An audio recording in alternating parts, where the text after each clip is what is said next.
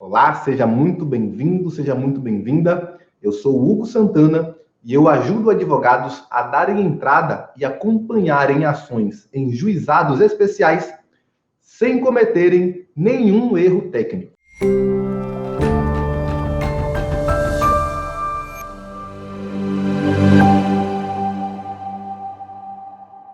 Eu quero tratar com vocês aqui especificamente sobre uma questão, uma pergunta que me fizeram, específica mesmo, sobre as trentes, tá?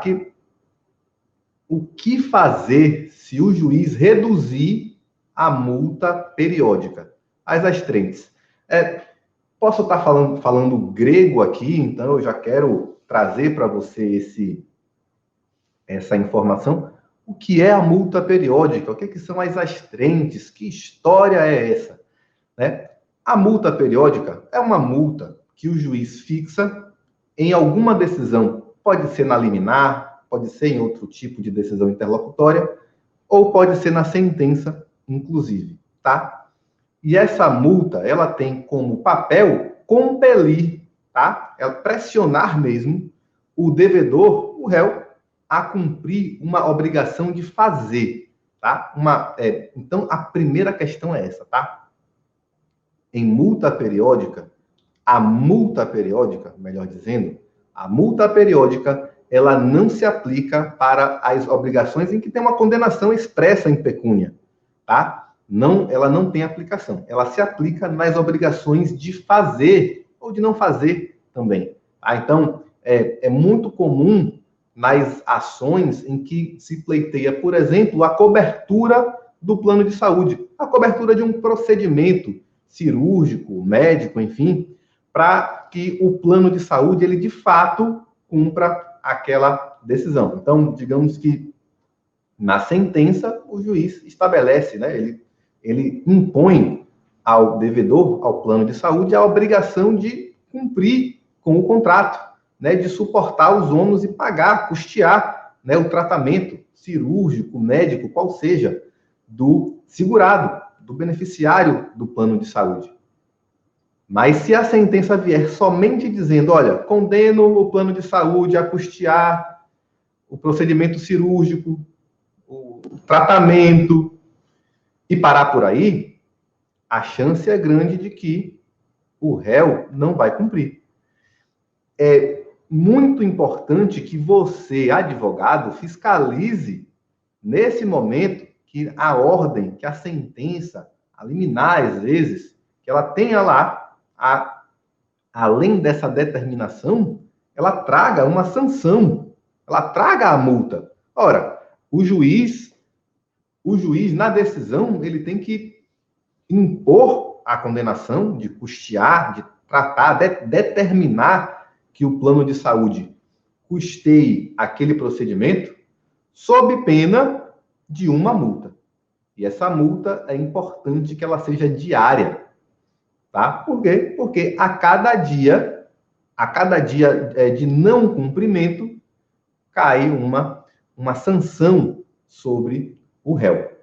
Percebe? Então, a multa periódica, chamada de astrentes por conta de uma figura do direito francês e tal, então, na prática, você vai ver muita gente se referir à multa periódica como multa diária, astrentes, mas a multa periódica, ela não precisa necessariamente ser diária, ela pode ser por dia, por semana, por mês, por evento. Acontece muito nas obrigações de, por exemplo, não cobrar na fatura de fornecimento de água, de energia, não cobrar na fatura o valor X, né, sob pena de uma multa. Ora, como a fatura ela só é expedida mês a mês, acontece dessa multa aí, no caso, ela ser contada mês a mês, ou por cobrança, enfim. Mas, na prática mesmo, a cobrança, a multa diária, a multa periódica, ela é cobrada diariamente, por dia, tá? É o que, na prática, mais acontece e é o que mais funciona na maioria dos casos, faz mais sentido assim. tá? Então, esse é o papel da multa periódica, e essa é a situação. A multa periódica, ela tem previsão na Lei 9.099, na lei própria dos juizados, e tem previsão no CPC também. Às vezes você vai precisar fazer se apoiar em alguma regra específica do CPC, mas a Lei 9.099 costuma ser suficiente para você enfrentar essa questão aí nos juizados. Perfeito? Amigos, vão mandando suas dúvidas aqui nos comentários e a gente vai, à medida em que a aula for percorrendo, eu vou fazer algumas pausas para responder as suas questões. Tá bom? Boa tarde, Jaque. Boa tarde, Paulo. José Roberto Mena, seja bem-vindo, querido aluno. Graziel, Anderson, Antônio, Leandro Abdala. Gente, quando eu olhar para o lado aqui é porque meu monitor, que é onde eu vejo os comentários do YouTube, ele está aqui do lado, tá? Mas, eventualmente, eu vou virar só para verificar se alguém está comentando alguma coisa lá, tá? Mas aqui eu já consigo ver todos, na maioria das vezes, tá? Mas vamos lá. Sobre as astrenses, você já sabe, né, o que é a multa periódica, você já sabe para que serve, né? Inclusive, um alerta aqui, tá? Essa multa, ela pode vir, inclusive, em liminar. Por exemplo, em plano de saúde é comum que o autor ele já pleiteie, logo na inicial, que essa decisão seja expedida em caráter de urgência, justamente porque, às vezes, é uma questão de urgência de saúde, tá? Você não vai ficar aguardando a sentença até essa decisão ser cumprida, tá? Normalmente, não. Então, o importante é que você saiba que você pode requerer isso, inclusive, na liminar, antes da sentença, e sempre fiscalize para que venha uma multa. Se tem a obrigação de fazer ou não fazer, é importante que tenha uma multa, porque se não tiver multa, o réu não vai cumprir, e não fique você achando que você vai exigir lá, que mande para o Ministério Público, crime de desobediência. Isso aí não cabe, não, tá? É importante que tenha a multa. Primeiro, porque dói mesmo quando pesa no bolso, tá? E segundo, que essa história aí de exigir que mande para o Ministério Público crime de desobediência, isso não cabe, você não vai conseguir êxito nisso, tá? Então, para não ficar naquela história do ganha, mas não leva, preste atenção para, desde o início, em qualquer decisão que você tenha, seja nos juizados, seja na justiça comum, inclusive, tem que vir lá. Se a decisão impõe ao réu uma obrigação de fazer ou não fazer, fiscalize para que junto venha uma sanção, ou seja, uma multa periódica, tá? Normalmente, uma multa diária. Vamos continuar, então. Vão mandando as suas dúvidas, tá? E daqui a pouco eu faço uma pausa aí para responder.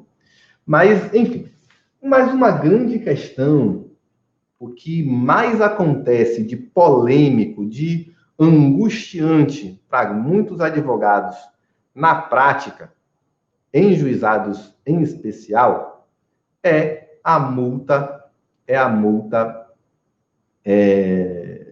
redução da multa, tá? É a redução da multa. Esse caso aí é o que tira o sono de muitos advogados. Por quê? Porque, de fato, o que acontece é que há uma grande, digamos assim, tem muitos entendimentos que destoam, né, em relação às astrantes, tá? Não só nos juizados, tá? Mas, e por que isso? Por que isso incomoda tanto? Porque o primeiro passo é que as astrantes, junto com as ações de indenização por negativação indevida, elas escondem o ouro nos juizados. Tá? O ouro está escondido justamente aí. O que eu quero dizer com isso? Que são as ações que mais circulam dinheiro mesmo nos juizados. Os juizados, você deve saber, né, normalmente as ações têm um valor reduzido.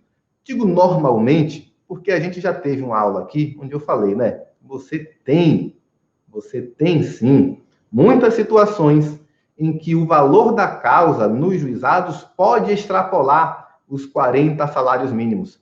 Se você está falando do juizado especial cível, tá? Pode superar os 40 salários mínimos, mas com tranquilidade.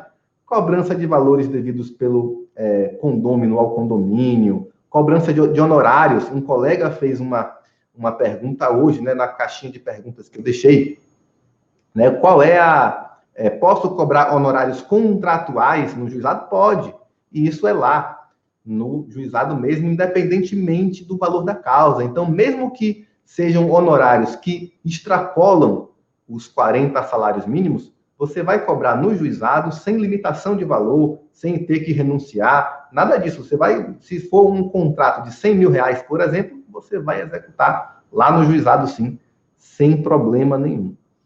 Ok? Mas, em regra, as ações que tramitam no juizado são ações de consumo, de direito de vizinhança, né? O vizinho está fazendo barulho à noite e você está incomodado, ou a vizinha anda de salto alto em casa e incomoda o vizinho de baixo. Isso acontece muito no juizado, tá?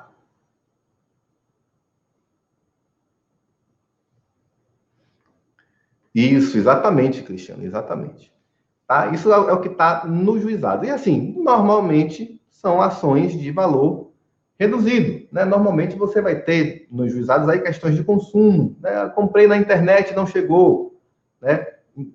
Inseriram meu nome no cadastro de inadimplentes, né? No Serasa, no SPC, tudo isso aí é o que está no juizado. Então você tem ali indenizações de 10, 15 mil reais, ok?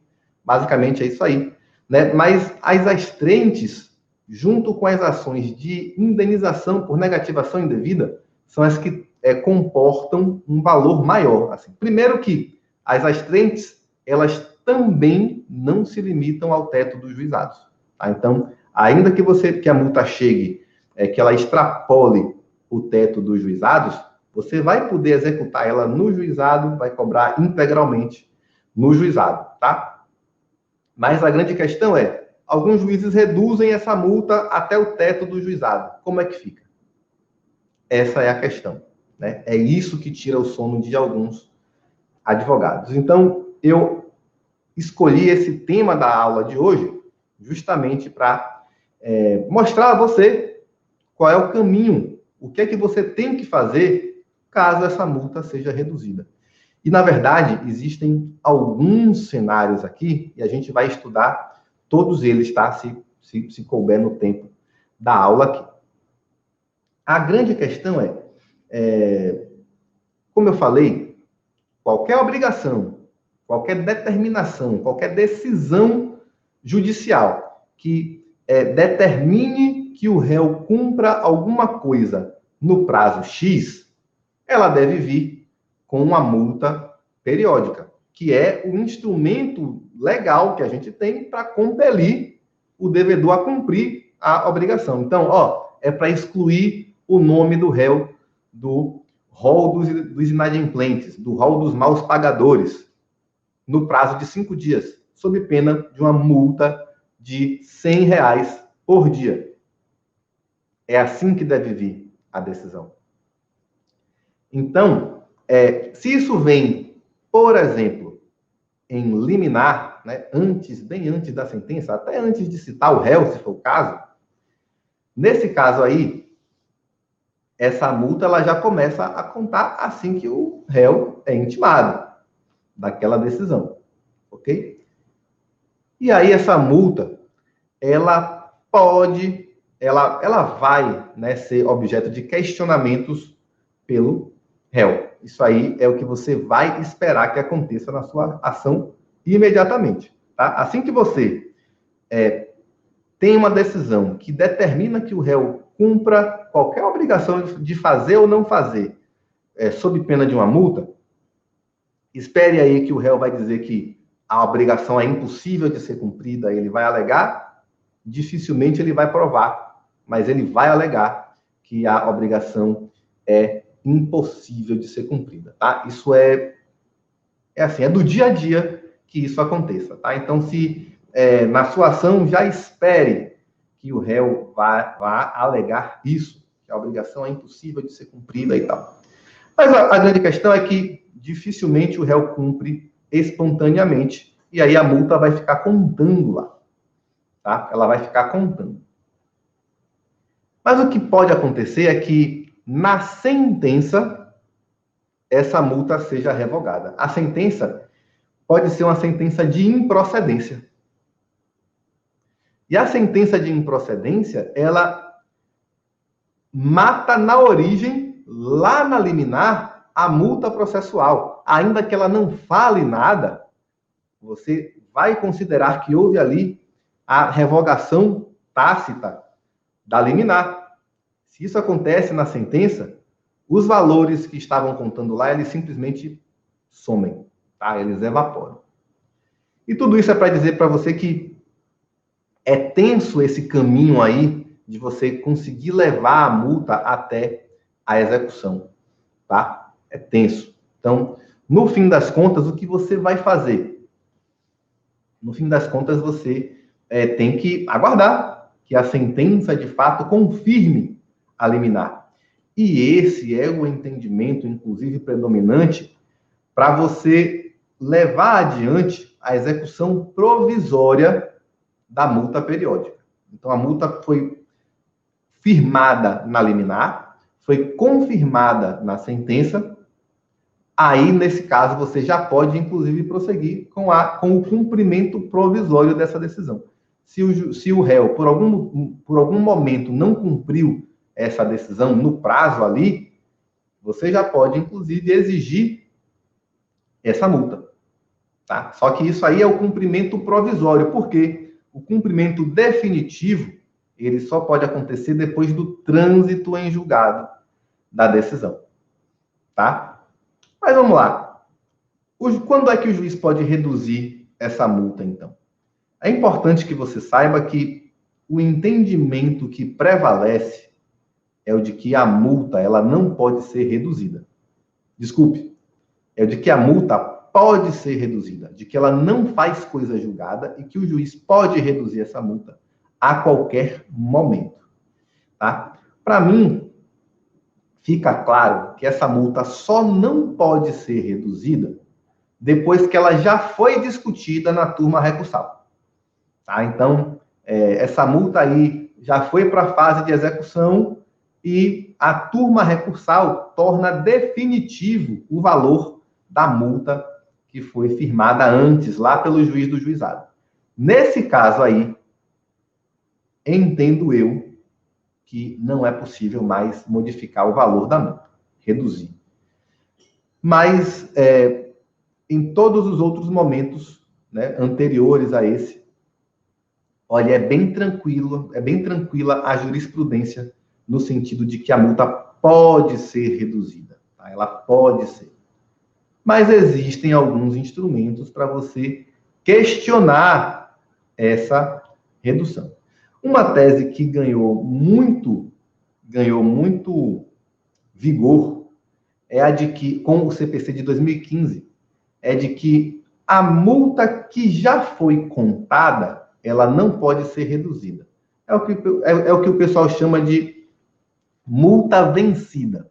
A multa vencida, ela não poderia ser reduzida, e cá entre nós, é exatamente isso que diz o texto da lei. É exatamente isso que diz a lei. Tá lá no CPC. Tá? Que a multa vincenda pode ser reduzida. Então, a contrário sensu, se você interpreta ao contrário, se a lei fala que a multa vincenda pode ser modificada, você vai concluir que a vencida, ela não pode ser alterada mais. Tá? É uma tese que faz muito sentido, no meu entender, mas que não ganha grande amparo na prática. Tá? Na prática, o juiz ele se sente autorizado a reduzir tanto a multa que já contou, a multa que já passou, quanto a que virá. Tá? Então, digamos que tem 5 dias que o réu já deveria ter cumprido a decisão X. Então, tem 5 dias de descumprimento da decisão. Em tese, a multa até esse dia aí não poderia mais ser modificada, a multa dos 5 dias. Mas na prática, o juiz reduz. Tá? Na prática, ele altera esse valor. Não é que ele necessariamente altere, mas se ele achar que deve, ele vai mexer e não vai vingar a sua tese de que a multa vencida não pode ser alterada, com base lá no CPC. Tá? Não ganha, essa tese não ganhou, não foi acolhida na prática. Tá? Não foi acolhida, muito embora, repito, se você fizer uma interpretação literal da lei, você vai entender que faz muito sentido, tá? Essa tese aí. Mas, enfim, não é isso que vigorou. Então, na prática, o juiz pode alterar a multa a qualquer momento, desde que ela não tenha sido ainda firmada, fixada, né, tornada definitiva pela turma recursal. Primeira questão é essa. Mas, então, Hugo, quais são os momentos em que é comum o juiz reduzir a multa? E olha, essa questão, inclusive, ela tem É importante que você preste muita atenção nisso aqui, porque isso aqui é o que eu vi por mais de 10 anos fazer advogados ficarem envergonhados, tá? Assim, cometerem erros que não tinha conserto. Não tinha conserto. São duas as questões. Tá? A multa, na prática, ela pode ser reduzida antes da sentença de conhecimento. Tá? Então, assim, o juiz fixou a multa em liminar, mas lá para as tantas, o réu convence ele de que não poderia ter cumprido antes daquele prazo, convence ele de que, na verdade, a questão não é tão grave assim para uma multa tão vultosa, tão pesada. E aí, antes mesmo da sentença, o juiz reduz. Pode acontecer também dele reduzir a multa na sentença da fase de conhecimento. Tá? Perceba, a multa foi fixada na liminar e na sentença o juiz entendeu que já deveria limitar a multa, por exemplo. A multa já tinha, no momento da sentença, a multa já tinha chegado a R$100 mil, um exemplo, e aí o juiz, ali na sentença, ele já decidiu limitar até o teto dos juizados. É comum que isso aconteça também. E o mais comum é que essa multa seja reduzida na fase de execução. Já houve o trânsito em julgado da decisão definitiva lá na fase de conhecimento. Então, já teve sentença, já teve recurso inominado, já teve acórdão que apreciou o recurso inominado, o processo foi para o cumprimento da sentença ou a execução, se você preferir falar assim, afinal, no texto da Lei 9.099 ainda se fala somente em execução, não se fala em cumprimento de sentença, por isso a gente tem essa liberdade, né, de chamar de execução o cumprimento de sentença nos juizados, tá? Mas a questão é que chegou na fase de execução ou cumprimento de sentença, é o momento crítico, é o momento em que aí você precisa ser muito habilidoso na sua ação para você não ter uma redução aí da sua multa, tá? Porque é o momento mais comum em que a multa é reduzida. E, de fato, faz muito sentido não mexer na multa antes da fase de execução, tá? Faz muito sentido, porque a multa, como ela não faz coisa julgada, os juízes deixam para decidir sobre ela, para deliberar sobre a multa que já tenha sido fixada no momento da execução. Aí você vai verificar se de fato houve descumprimento, por qual prazo, qual período, é onde você vai fazer os cálculos para saber quanto o réu deve de multa, além dos outros termos da decisão que transitou em julgado. Percebe? É muito comum que nesse momento o juiz vai finalmente reduzir a multa, fixar a multa, tornar ela definitiva e aí mandar penhorar. Tá? É aí. Mas o importante é que, se a decisão ela foi cumprida,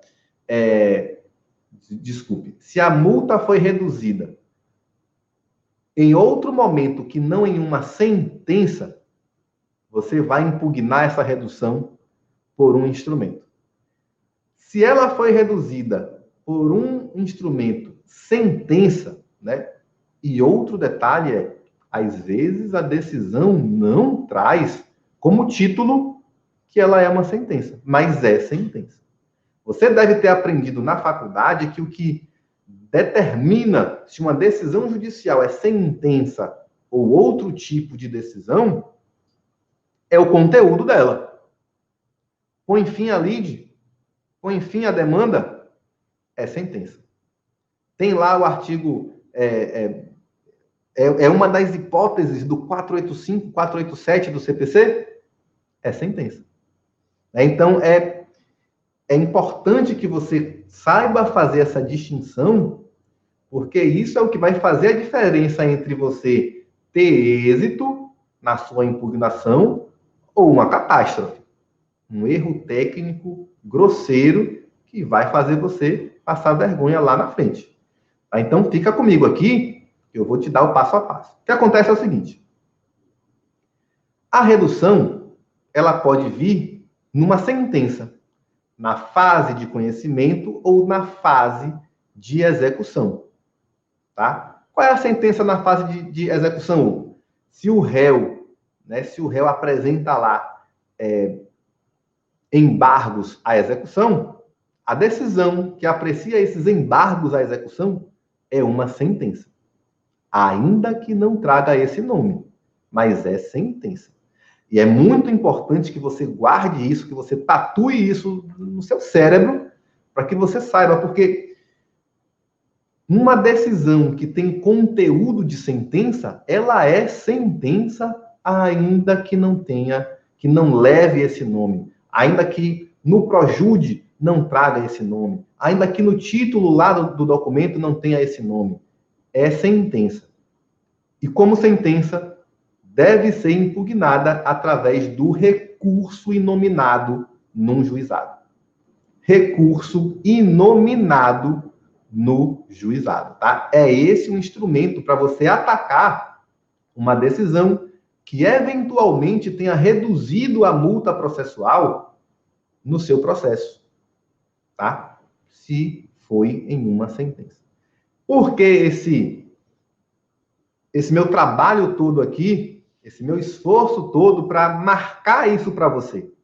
Porque na prática, nos 10 anos que eu passei lá na turma recursal dos juizados como assessor, quase toda a sessão de julgamento, quase todo o lote de processos que eu pegava para analisar, tinha uma confusão do advogado que impugnava a redução da multa com um instrumento errado, tá? Porque era uma sentença, mas não levava esse nome, e aí ele queria impugnar através de outro instrumento. Ele queria atravessar lá um mandado de segurança,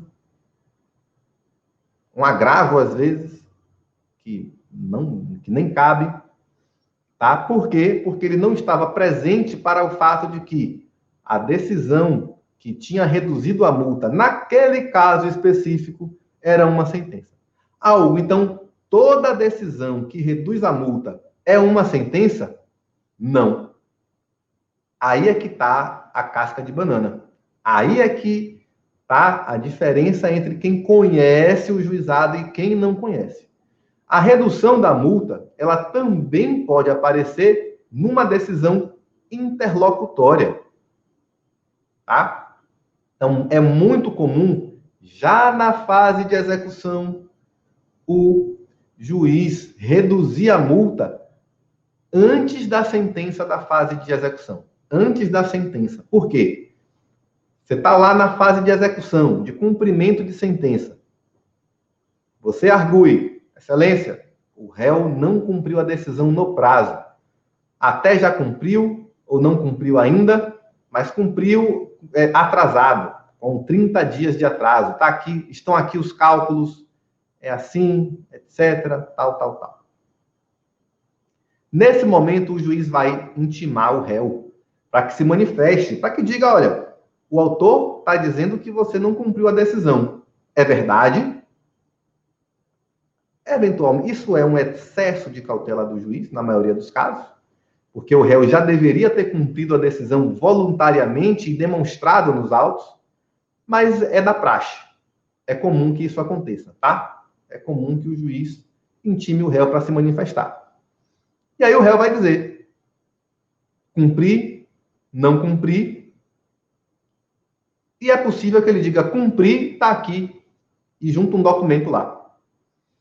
Nesse momento, o juiz vai reduzir a multa, se for o caso mesmo, porque você apresenta um cálculo de que o réu não cumpriu a decisão até hoje, e ele, o réu, apresenta uma comprovação de que cumpriu. Então, eventualmente, o juiz pode chegar e dizer, ó, realmente, vamos refazer os cálculos aqui, a multa que seria 100 mil reais vai ser 10 mil reais.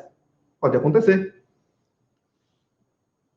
E perceba, isso é uma decisão interlocutória, porque isso não é uma decisão, né? Não é uma sentença.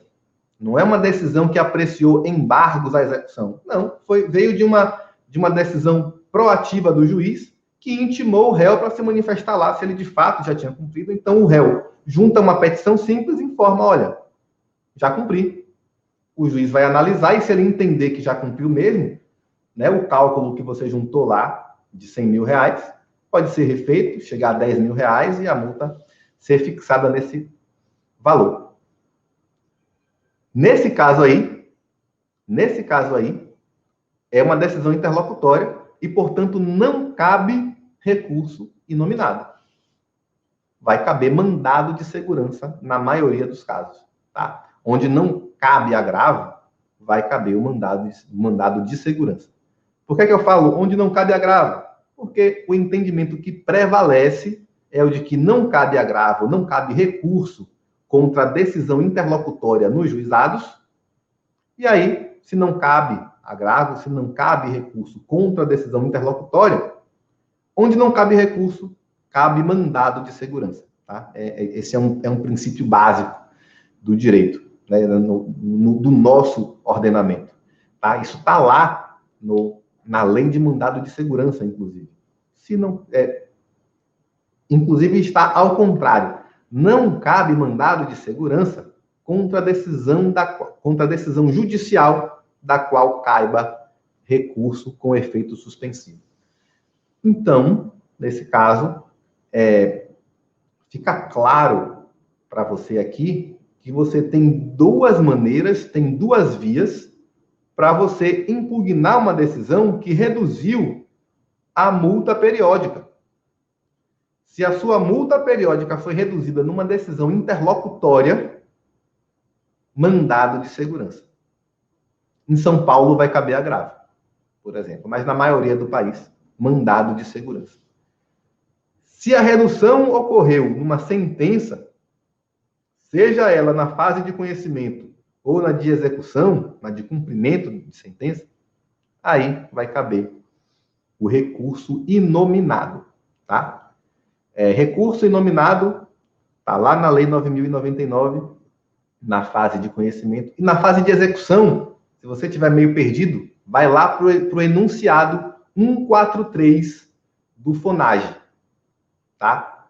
Contra a decisão que aprecia os embargos à execução, são sentença contra a qual cabe exclusivamente o recurso inominado.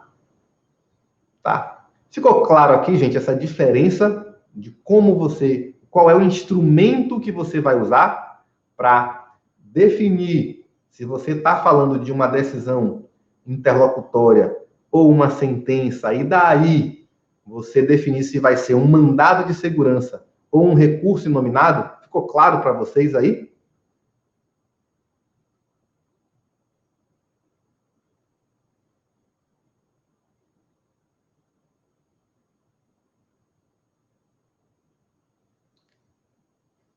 Um, quatro, três, Lucas. 143. Tá? A decisão que aprecia os embargos à execução são sentença contra a qual cabe apenas recurso inominado.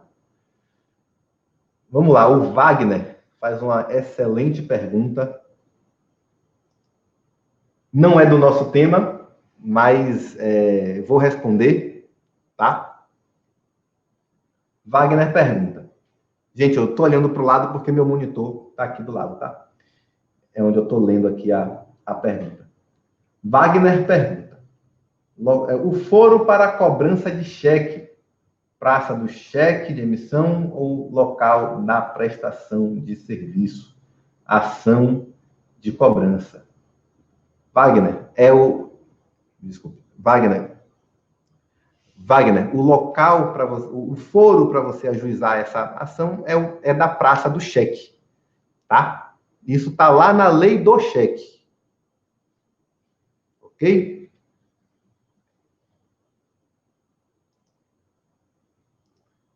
Antônio, excelente pergunta, Antônio. Excelente pergunta e totalmente pertinente ao nosso tema. O Antônio pergunta: quando eu posso executar a multa? Durante o processo ou depois da sentença? Vamos lá. Antônio, tema relevante, polêmico, mas o que prevalece é o entendimento de que nos juizados você só vai poder executar provisoriamente a multa periódica depois que ela for confirmada na sentença, tá? O que acontece na prática é o seguinte: às vezes a multa periódica ela já foi fixada mesmo antes da sentença, né?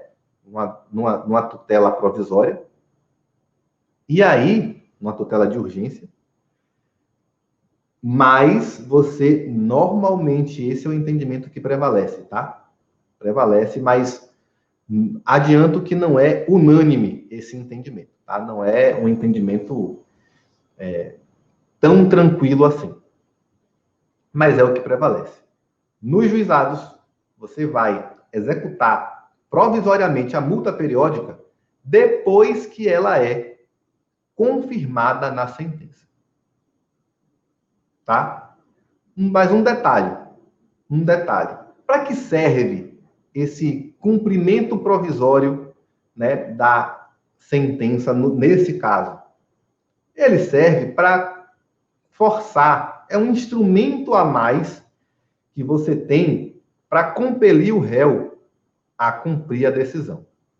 Porque boa parte do tempo o que acontece é o seguinte: o réu, ele foi intimado da decisão, ele sabe que tem uma multa contando, mas o dinheiro não saiu do bolso dele ainda. E ele está, na verdade, contando, ele está imaginando, esperançoso, de que essa decisão ela vai ser revertida, no em algum recurso, tá? Então, na prática, o que é importante para você? Fazer esse dinheiro sair do bolso do executado logo. Fazer ele sair logo do bolso, porque aí pesa, né? Pesa no bolso. Então, o cumprimento provisório, ele tem essa função. Mas qual é a questão que eu devo levantar aqui para você? É que, na prática, isso não ajuda muito. Tá? Isso não é que isso não ajude muito. Você vai ter que ponderar se executar provisoriamente é mais importante do que deixar o processo fluir. Tá? Por quê? A execução provisória, ela, como regra, você não vai receber esse dinheiro. Seu cliente não vai receber esse dinheiro. Aí, na execução provisória, o valor é penhorado e ponto. Fica lá, à disposição do juízo, mas não é entregue ao autor. Não é entregue. De modo que, na prática, muitos advogados, muitos autores estão ansiosos para realizar esse cumprimento provisório, achando que vão receber esse valor. Mas esse valor só é liberado depois do trânsito em julgado da decisão.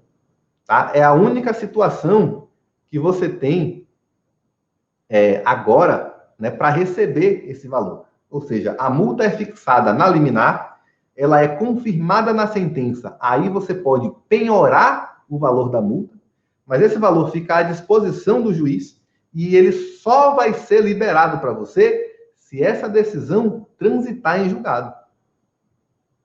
Tá? Depois do trânsito em julgado, aí sim esse valor é de fato liberado para o autor. Aí ele recebe o alvará. A prática é essa aí. E mais, eventualmente, esse cumprimento provisório pode atrapalhar o desenrolar do seu processo, tá? Até ele subir para a turma recursal. Vai depender se o juiz vai topar processar isso em autos apartados ou não, por exemplo. Tá? Porque se você depender dessa execução andar no juizado para o seu processo subir para a turma, você pode criar aí uma confusão e seu processo demorar de andar. Então, é importante saber se você quer, de fato, né, o que é mais importante. Né? Se é uma obrigação muito importante, é importante compelir o réu imediatamente a cumprir, aí o bloqueio do valor tende a ser eficiente realmente, tá? Mas, na prática, saiba que você precisa que esse valor seja... que essa multa seja confirmada na sentença. Perfeito? E aí vamos responder aqui o Lucas. O Lucas pergunta... Sim, Lucas pergunta. E no caso de o réu ter apresentado o recurso nominado para reduzir a multa e o autor não apresentou contrarrazões a esse RI? Lucas, não existe, digamos assim, uma revelia recursal, tá? Não existe. Essa é uma preocupação muito comum, né? A falta de apresentação das contrarrazões ao recurso nominado. Só para que, se tiver alguém aqui mais iniciante, só para eles terem condição de acompanhar a gente, deixa eu explicar, tá? O recurso nominado faz, às vezes, da apelação no processo civil, no procedimento comum. Então, no procedimento dos juizados, você tem a sentença, a parte insatisfeita com a sentença, ela vai interpor o recurso inominado, e se você estivesse no procedimento comum, lá do CPC, você teria a apelação. Essa é uma diferença bem básica do procedimento dos juizados. Mas, ainda assim, né, o apelado, né, pode apresentar suas contrarrazões e o recorrido nos juizados, ou seja, a outra parte, tá, ela pode apresentar sua manifestação quanto ao recurso inominado. Essa manifestação, a defesa, se chama contrarrazões, tá? Nesse caso, Lucas, não tem problema nenhum se tudo já foi discutido lá no primeiro grau. Se você já se manifestou perante o juizado, Lucas, já arguiu o que tinha que arguir, o juiz ele tem a obrigação de, ao analisar o recurso inominado, revisitar o que você discutiu também lá no juizado, tá? O que o recorrido discutiu no juizado. Os argumentos, os fundamentos apresentados pelo recorrido, em petição, em defesa, em audiência, tudo, tá? Então, no caso, Mas um efeito muito comum, Lucas, um efeito muito comum e que também não é permitido, tem enunciado do FONAGE nesse sentido, mas que na prática pode acontecer, isso pode refletir nos seus honorários, tá? Alguns juízes, eles fazem o quê? Eles olham se tem contrarrazão. Qual é a grande questão? O juiz está ali trabalhando com volume, né? Volume de processos. Então, ele precisa verificar o quê? Olha, se tem advogado ou se não tem advogado. Se tem advogado, ele vai condenar o recorrente vencido ao pagamento de honorários, né? Mas uma forma que muitos juízes acham, né, de procurar se o recorrido tem advogado ou não, é verificar lá se ele tem contrarrazões no processo. Se não tem contrarrazões no processo, o juiz simplesmente deixa de condenar o recorrente a pagar as custas e os honorários, os honorários que seriam devidos ao advogado. Tá? Ele presume que não tem advogado. Então, esse é um efeito prático que acontece às vezes. Tá? Mas, assim, uma revelia recursal, uma estabilidade, presunção de veracidade do que o réu afirma, tá? Nada disso pode acontecer pela falta de apresentação das contrarrazões, tá? Isso não pode acontecer, não. Agora, sim, eu recomendo que você sempre junte. Mas se não foi possível, se não teve condição, alguma coisa aconteceu, enfim, era uma matéria muito batida e tal, isso não pode ser um motivo de grande preocupação para você, e se acontecer, você pode apresentar uma petição, em seguida, narrando, né? Corrigindo alguma questão de fato que o juiz devesse ter analisado antes e que ele não analisou. Ok? Sim, tem juiz que reduz de ofício a multa. Tem juiz que reduz de ofício, inclusive se ela ultrapassa o valor da alçada dos juizados, tá? Tem juiz que reduz de ofício, sim. Não há propriamente uma ilegalidade nesse ato, tá? O juiz pode realmente, de ofício, mexer no valor da multa, porque isso é um entendimento já... Você vai encontrar no STJ múltiplos julgados nesse sentido, tá? Múltiplos julgados com esse entendimento. Perfeito?